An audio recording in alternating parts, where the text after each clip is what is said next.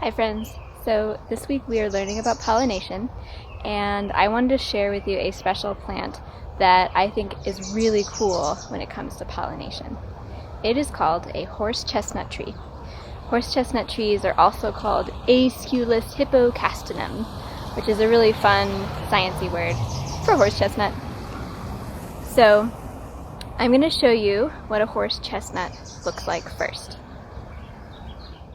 So this tree right here is a horse chestnut tree, or Aesculus hippocastanum. And it's a pretty cool tree because the leaves are pretty special. When you look at the leaves, you can see that they're in clusters of leaflets. So you can see way up there that they are kind of arranged in a palm-like shape, centered around there. There's lots of little leaflets that come off the center like that. Get a closer look. Here. There you go. So you can see that we have a bunch of little leaves coming off the central stem right here. So we got 1, 2, 3, 4, 5, oh I missed one, 6. 6 leaflets coming off this central part right here. But even more distinctive are the flowers of the horse chestnut. So let's look at those. There they are. The flowers are pretty special. They're on these long stems and they have big flowers all clustered together like this. I think that when they're on the tree, they point upward so that they look like the tree is holding a lot of sticks of cotton candy. That's what it looks like to me.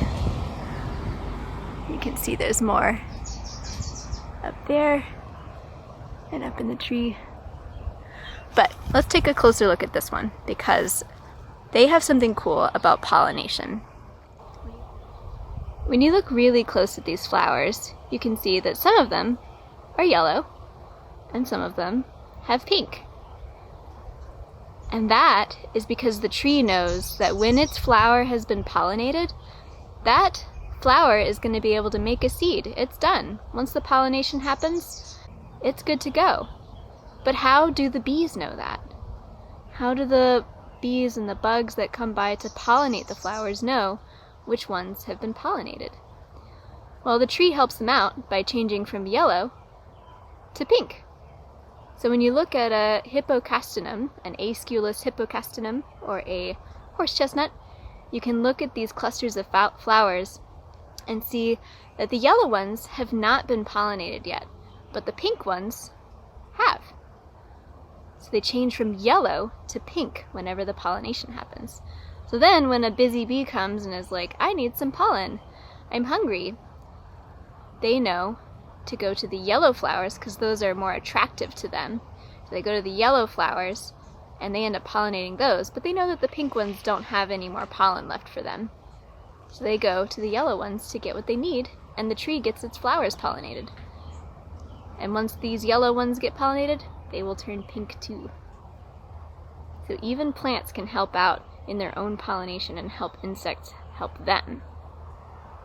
So I'm just on a walk in my neighborhood, and this horse chestnut is here. It's not a native tree, but it is a really popular tree to plant in cities because it has those big beautiful flowers. You can see them up there. So it is a really pretty street tree, and it's really common around here.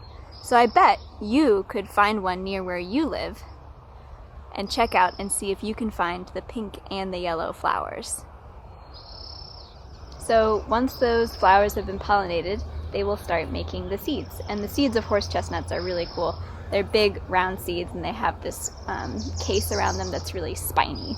So I hope to come back here later in the fall when they are ready to pick up off the ground and make art with. But these aren't the kinds of chestnuts you would eat, not these. But they are really fun to play with and make art. I hope that you can find one of these trees in your neighborhood and check out the flowers, and I hope you have a good time looking for signs of pollination.